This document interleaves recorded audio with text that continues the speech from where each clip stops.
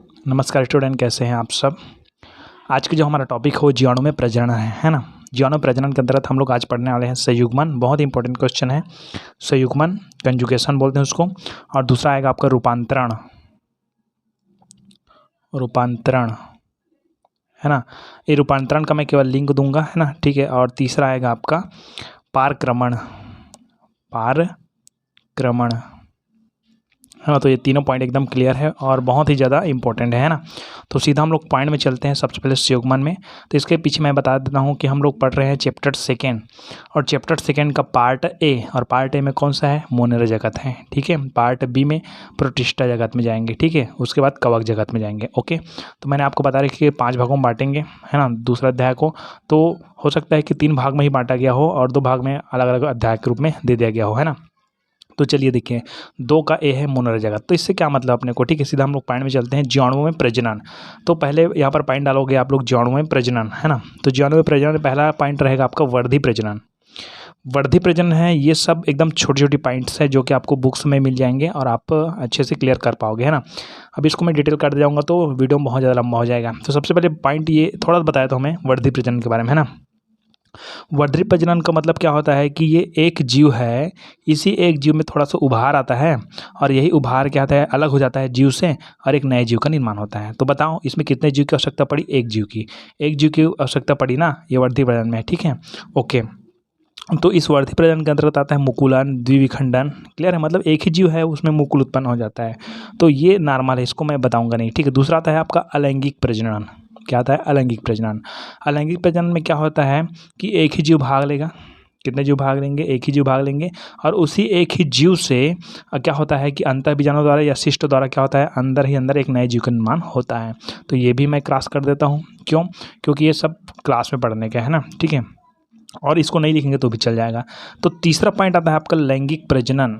मैं इसलिए इन दोनों को इसलिए बता रहा हूँ क्योंकि आप देखोगे कि ये दोनों पॉइंट छूट गया नहीं, ठीक है, तो मैं जानबूझ कर छोड़ रहा हूँ इसको, है ना। आगे हम लोग पॉइंट चलते हैं लैंगिक प्रजनन। कौन सा प्रजनन है, लैंगिक प्रजनन। इस लैंगिक प्रजनन में देखिए ध्यान से, है ना, किसमें पढ़ रहे हैं, जीवाणुओं में। और जीवाणु की संरचना इसके जस्ट पीछे वीडियो मैंने आपको क्लियर करवाई है ना। तो जीवाणु की संरचना आप लोग जानते होंगे कैसे, नाम को, उसके क्या क्या नाम है, फिमरी किसको बोलते हैं, कसाभिका किसको बोलते हैं, ये सब, है ना। तो पॉइंट में चलते हैं, संयुग्मन, कंजुगेशन क्या है ना। तो एकदम फाइन टू फाइन देखते रहिएगा और बहुत ही अच्छे तरह से आपको समझ आएगा कि कंजुगेशन है क्या। तो सबसे पहले बात करते हैं हम लोग, ये एक कोशिका है, जीवाणु कोशिका, है ना, और ये दूसरा जीवाणु कोशिका है, ठीक है। और जीवाणु कोशिका में क्या होता है आपको पता है, डीएनए, है ना। अब एक चीज़ क्लियर करते हैं हम लोग यहाँ से, देखिए एकदम हर चीज़ को मैं क्लियर करते जाऊँगा, ध्यान समझना कि इस प्रक्रिया में, संयुग्मन की प्रक्रिया ना, अभी रूपांतरण और पारगमन बाद में पढ़ेंगे। तो इस प्रक्रिया में दो जीवाणुओं के बीच भौतिक संपर्क के फलस्वरूप, दोनों एक पास पास आएंगे, भौतिक संपर्क के फलस्वरूप पुत्री कोशिकाओं का निर्माण होता है। जब ये संपर्क में आएंगे, जब इनमें का जो कोशिका है या केंद्रक है वो यहाँ स्थानांतरित होगा, तब, है ना, वहाँ नए पुत्र कोशिकाओं का क्या होगा, निर्माण होगा, ठीक है। इस प्रकार से प्रजनन होंगे, है ना। तो अभी केवल इतना देखिए कि इस क्रिया में एक जीवाणु कोशिका डीएनए प्रदान करता है, एक जीवाणु कोशिका क्या करेगा, दूसरे कोशिका को डीएनए प्रदान करेगा। इस प्रक्रिया में दो जीवाणुओं के बीच भौतिक संपर्क के फलस्वरूप पुत्र कोशिकाओं का निर्माण होता है। ये तो मैंने नॉर्मल बता दिया आपको, है ना। इस क्रिया में एक जीवाणु कोशिका डीएनए प्रदान करता है ना, उसे दाता या क्रियात्मक रूप से नर कहते हैं, क्लियर है। क्रियात्मक रूप से क्या बोलते हैं, उसको नर कहते हैं। तथा डीएनए ग्रहण करती है या करते हैं उसे ग्राही या मादा प्रभेद कहते हैं। जो डीएनए देगा वो क्या होगा, नर, और जो डीएनए लेगा वो क्या कहलाएगा, मादा, क्लियर है। अब आगे देखते हैं, आगे है ना, ग्राही या मादा प्रभेद कहते हैं, ये तो क्लियर हो गया। अब यहाँ पर पॉइंट समझना, दाता कोशिका में, ये जो दाता कोशिका है ना, ठीक है, तो दाता कोशिका में एक लैंगिक कारक के रूप में, लैंगिक कारक के रूप में स्वतंत्र वलित डीएनए पाया जाता है। इसमें क्या होता है, स्वतंत्र वलित डीएनए पाया जाता है एक में, ना, ठीक है। तो दाता कोशिका में एक लैंगिक कारक के रूप में स्वतंत्र वलित डीएनए पाया जाता है जिसे एफ कारक कहते हैं। इसको क्या बोलेंगे हम लोग, एफ फैक्टर, है ना, क्या बोलेंगे, एफ फैक्टर बस बोलेंगे उसको, कारक बोलेंगे, ठीक है। और हाँ, ये क्या होता है कि ये दाता कोशिका है ना, ये जो जीवाणु कोशिका उसमें एफ फैक्टर है वो अलग है, और इस बैक्टीरिया का अलग से और क्या है, अपने पास बैक्टीरियल डीएनए है, उसको छोड़ो, उसकी कोई ज़रूरत नहीं अभी को, ठीक है। हमारे पास केवल एक कारक है जो दाता है, उसमें कौन सा कारक, एफ फैक्टर बोलते हैं उसको, क्या बोलते हैं, एफ फैक्टर। तो इसकी बात तभी नहीं हो रही है, तो इसको बनाने की जरूरत भी नहीं है ना।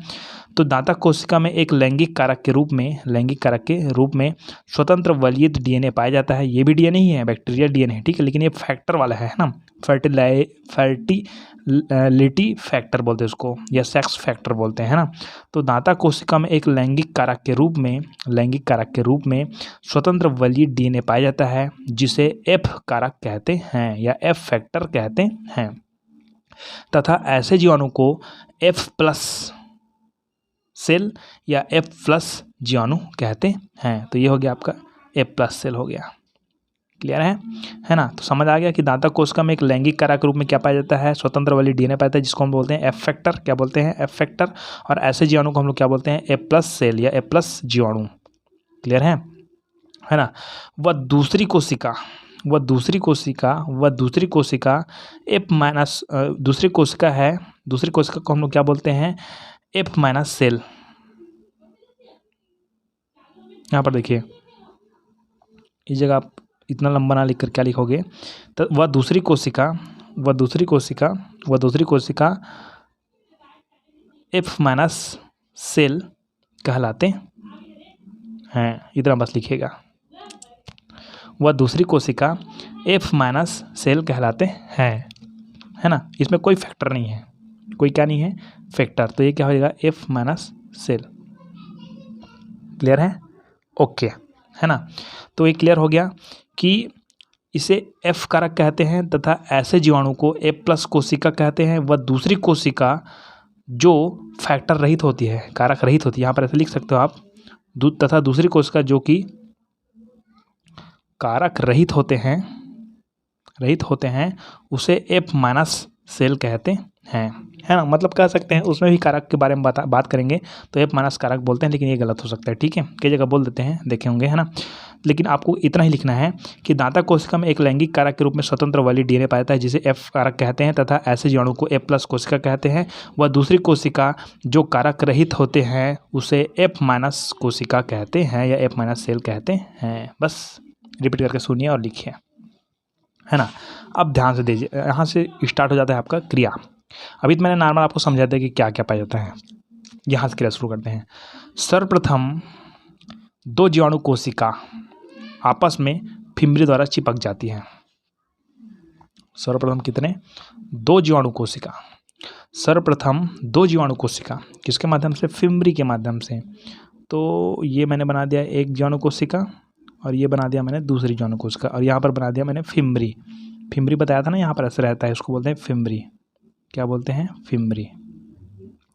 और देखो ये जो बैक्टीरियल डीएनए उसको छोड़ो, यहाँ पर क्या है, एफ फैक्टर, क्या है, अच्छा ये यहाँ पर लिख दो, ये बैक्टीरियल डीएनए है ना, ये भी बैक्टीरियल डीएनए है, ये बैक्टीरियल डीएनए, ये बैक्टीरियल डीएनए, ये हो गया आपका दाता, ये हो गया आपका ग्राही, है ना। तो यहाँ पर होता है एफ फैक्टर, ठीक है। और ये फिम्बरी के माध्यम से क्या हो गया, चिपक गया। इससे अभी कोई मतलब नहीं, इसको ये केवल दिखाने बस का है, बैक्टीरियल डीएनए वो, है ना, ओके। लेकिन हमारे पास मेन रूप से क्या है, एफ फैक्टर, यही हमारा एक्चुअली कहा जाए तो डीएनए इसी को भी बोल सकते हैं, बट ना ये बैक्टीरियल डीएनए है, ये एफ फैक्टर है, ठीक है।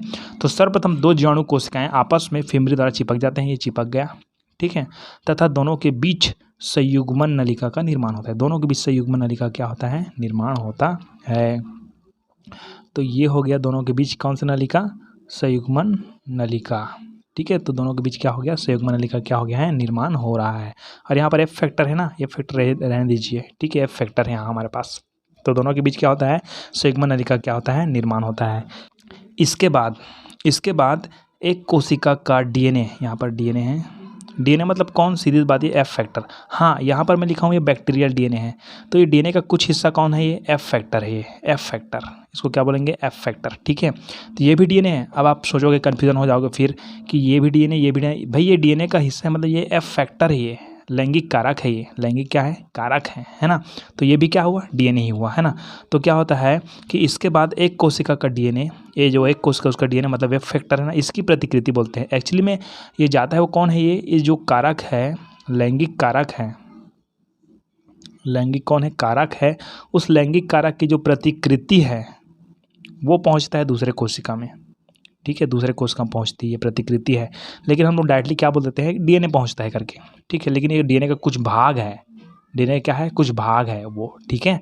तो क्या करना है कि इसके बाद एक कोशिका का डीएनए का कुछ हिस्सा, ये वाला भाग फिम्बरी के द्वारा बनाया गया संयुग्मन नलिका के द्वारा, फिम्बरी के द्वारा बनाया गया संयुग्मन नलिका के द्वारा दूसरे जीवाणुओं के डीएनए में जाकर मिल जाता है, दूसरे जीवाणुओं के डीएनए में जाकर क्या हो जाता है, मिल जाता है ना। मतलब सीधी बात है, इसका प्रतिकृति इसमें क्या हो गया, चला गया, ठीक है। ये जो डीएनए उससे जुड़ा हुआ कौन है आपका, एफ फैक्टर, ये भी डीएनए है, ठीक है।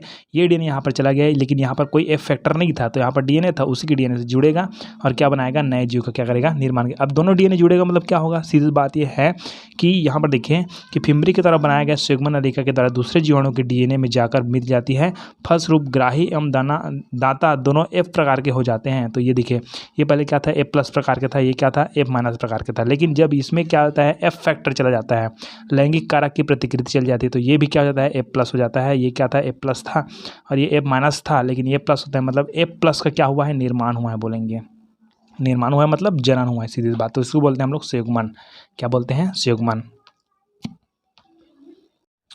चलिए तो आगे हम लोग चलते हैं पारक्रमण में। ये पारक्रमण क्या है, अच्छे समझिएगा ध्यान से, है ना। जीन वाहन बोलते हैं उसको। हाँ, तो सबसे पहले मैं नॉर्मल जानकारी आपको दे देता हूँ, आपको अगर कंफर्म हो जाएगा तो आप क्लियर करेंगे आगे। सबसे पहले ये मेरे पास एक जीवाणु है ना। वैसे तो मेरे घर में नहीं है, यहाँ पास एक जीवाणु, और यहाँ पर मैंने ये बनाया है, वो क्या है आपका, जीवाणु भोजी, जीवाणु भोजी। अब आप सोचोगे कि जीवाणु और जीवाणु भोजी में क्या फ़र्क है। जीवाणु एक कोशिका है और जीवाणु भोजी वो वायरस को बोलते हैं हम लोग, जीवाणु भोजी। मतलब जो जीवाणु के ऊपर आक्रमण करता है ना, उसको हम लोग बोलते हैं जीवाणु भोजी। जीवाणु भोजी और जीवाणु अलग अलग हैं, ठीक है। तो जीवाणु भोजी जीवाणु पर क्या करता है, आक्रमण करता है, भक्षण करता है उसको बोलते हैं हम लोग जीवाणु भोजी। तो जीवाणु भोजी के रूप में कौन आता है, वायरस। कौन आता है, वायरस, विषाणु, है ना। तो ये जो विषाणु है अर्थात जीवाणु भोजी है, वह इस जीवाणु के केंद्रक को अर्थात डीएनए को निकालता है और निकाल के पकड़ लेता है। पकड़ने के बाद ये जाता है किसी दूसरे जीवाणु के पास, और उस जीवाणु में इस जीवाणु के केंद्रक को छोड़ देता है। बस यही है आपका पारक्रमण, और ज़्यादा कुछ समझने की जरूरत नहीं है आपको, क्लियर है। बस यहाँ से निकाला और यहाँ छोड़ दिया। अब उसको हम सिस्टेमेटिक तरीके से पढ़ेंगे, कैसे, देखिए। पारक्रमण अर्थात जीन वहन, है ना, समझिएगा धीरे धीरे, है ना, कि इस प्रक्रिया में जीवाणु कोशिका का डीएनए खंड, कोई एक जीवाणु कोशिका उसका क्या, डीएनए खंड किसी जीवाणु भोजी अर्थात विषाणु की सहायता से, किसी जीवाणु भोजी की सहायता से, जीवाणु भोजी कौन है, विषाणु को ही बोलेंगे हम लोग जीवाणु भोजी। तो इस प्रक्रिया में जीवाणु कोशिका का डीएनए खंड किसी जीवाणु भोजी की सहायता से दूसरे जीवाणु की कोशिकाओं में पहुंचाया जाता है, उसे पारक्रमण कहते हैं, जो मैंने आपको शुरू में बता रखी है। अब क्रिया करते हैं, देखिए। सर्वप्रथम क्या होता है उसको समझिएगा ध्यान से, है ना। सर्वप्रथम जीवाणु भोजी किसको बोलते हैं बताया मैंने, विषाणु को, है ना। तो सर्वप्रथम जीवाणु भोजी किसी जीवाणु पर आक्रमण करता है। चलो यहाँ पर मैंने बना दिया एक जीवाणु भोजी, जिसको हम लोग बोलते हैं वायरस, क्लियर। तो सर्वप्रथम जीवाणु भोजी किसी जीवाणु पर आक्रमण करता है, हो गया, जिसके कारण जीवाणु कोशिका में, किसमें, जीवाणु कोशिका में, ये जीवाणु कोशिका है ना, तो पहले क्या किया, इस वायरस ने इस जीवाणु कोशिका के ऊपर क्या किया, आक्रमण किया, है ना, आक्रमण करता है ना। सर्वप्रथम जीवाणुभोजी किसी जीवाणु पर आक्रमण करता है, जिसके कारण जीवाणु कोशिका में विषाणु के संसर्ग स्थल पर, संसर्ग मतलब जिस जगह वो छूता है, स्पर्श करता है ना, ये जगह क्या है, किसका जगह है, ये जीवाणु का जगह है, लेकिन ये विषाणु का कौन सा स्थल बोलेंगे हम लोग, संसर्ग स्थल बोलेंगे। संसर्ग मतलब ये जुड़ा हुआ, चिपका हुआ, है ना। तो सर्वप्रथम जीवाणुभोजी किसी जीवाणु पर आक्रमण करता है, जिसके कारण जीवाणु कोशिका में विषाणु के संसर्ग स्थल पर छिद्र बन जाता है। क्या बन जाता है, छिद्र बन जाता है ना, जिससे होकर विषाणु का न्यूक्लिक अम्ल अर्थात विषाणु का डीएनए, ये विषाणु है, इस विषाणु का डीएनए बीच में बनाया हुआ है ना, और ये किसका है, बैक्टीरिया का डीएनए है। क्लियर है। तो जब ये विषाणु है बैक्टीरिया पर क्या करता है, आक्रमण करता है तो जीवाणु के जो संसर्ग स्थल है ना, या सॉरी जीवाणु का एक स्थल है जो कि किसके संसर्ग में है, विषाणु के संग है, वहाँ पर क्या होता है, छिद्र बनता है, और उसी छिद्र से होकर जो विषाणु है, उस विषाणु का जो न्यूक्लिक अम्ल है वो जीवाणु के अंदर क्या करता है, प्रवेश करता है। क्लियर है। किसके अंदर प्रवेश करता है, जीवाणु के अंदर। चलिए, तो यहाँ पर मैंने बना दिया क्या, है ना, इसको ऐसे रहने दो विषाणु को, और इसका जो डीएनए है वो कहाँ चला गया है, जीवाणु कोशिका के अंदर, है ना। ओके, अब देखें आगे। हाँ, जहाँ विषाणु जीनोम ये है, तथा जीवाणु जीनोम के न्यूक्लिक अम्ल, इसके न्यूक्लिक अम्ल और इसके न्यूक्लिक अम्ल, जहाँ विषाणु जीनोम तथा जीवाणु जीनोम के न्यूक्लिक अम्ल का मिश्रण बनता है, दोनों का क्या बनता है, मिश्रण बनता है,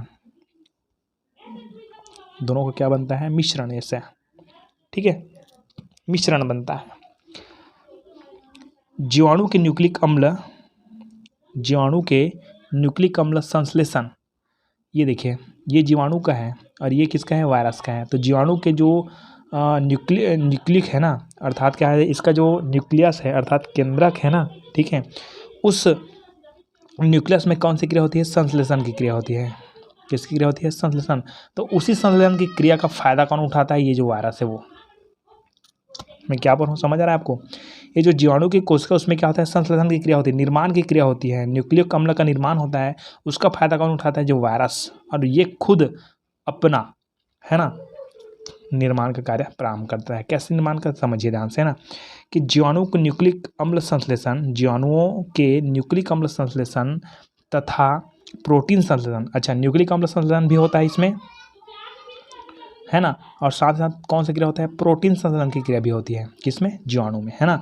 तो जीवाणु के न्यूक्लिक अम्ल संश्लेषण तथा प्रोटीन संश्लेषण प्रक्रियाओं का उपयोग वायरस के डीएनए द्वारा किया जाता है, मतलब जो प्रोटीन का निर्माण हो रहा है, किसका निर्माण हो रहा है, प्रोटीन का निर्माण हो रहा है, न्यूक्लिक अम्ल का निर्माण हो रहा है, उसका लाभ कौन रहा है, ये वायरस का जो डीएनए है ना। तो ये क्लियर हो गया कि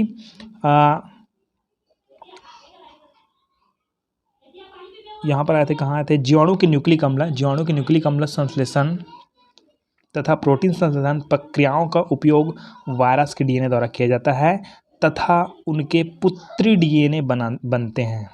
उनके क्या बनते हैं, पुत्री डीएनए बनते हैं, है ना। अब इस वायरस के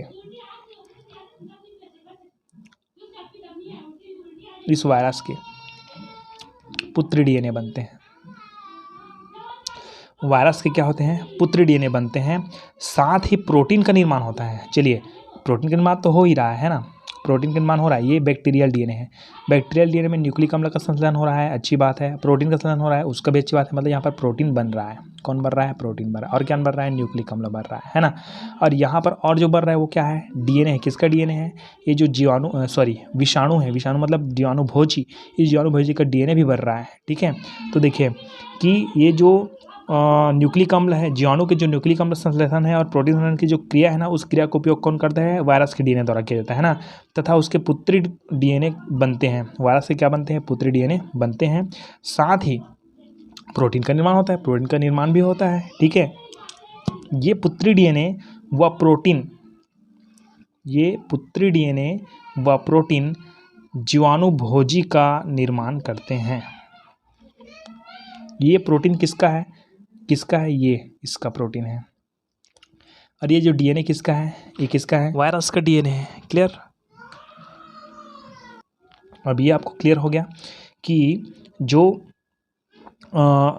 पुत्री डीएनए बनता है, पुत्री डीएनए बनता है किसका, पुत्री डीएनए, ये जो वायरस है उसका। ठीक है, पुत्री डीएनए और क्या बनता है, प्रोटीन बनता है। तो ये पुत्री डीएनए और प्रोटीन है, वो दोनों जने मिलता है आपस में। ये प्रोटीन किसका है, ये बैक्टीरिया का। ठीक है, और ये क्या है, ये किसका है, वायरस का है।